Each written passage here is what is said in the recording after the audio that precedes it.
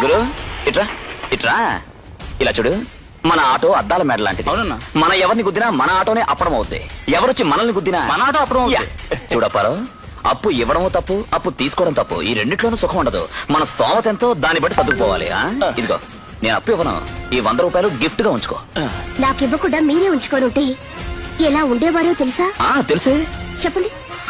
ఎంతో డబ్బుగా ఇలాంటి బంగ్లా కట్టుకుని, ఎంతో గొప్పగా బంధుబలగాన్ని చేర్చుకుని, ఎవరు ఎప్పుడు ఏది దోచుకుపోతారో అని భయంగా, మనశ్శాంతి లేకుండా, నిద్ర లేకుండా, ఆకలి లేకుండా లబోదిబోమని గించుకునేవాడిని. No no no no, keep it yourself and enjoy it yourself. Good afternoon madam. జీవితంలో భయం ఉండాలి, కానీ భయమే జీవితం కాకూడదు. ఏ మనిషిని పై మెరుగులు చూసి అంచనా వేయకండి. ఈ భాషకి భయమూ లేదు. ఒకటే భయం, దేవుడు అంటేనే. నేను దీన్ని నమ్మి పనిచేయను, దీన్ని నమ్మి పనిచేస్తాను. మంచివాడు ఎప్పుడు కష్టపడచ్చు, కానీ ఓడిపోడు. చెడ్డవాడు సుఖపడచ్చు, కానీ ఓడిపోతాడు. చూసావా?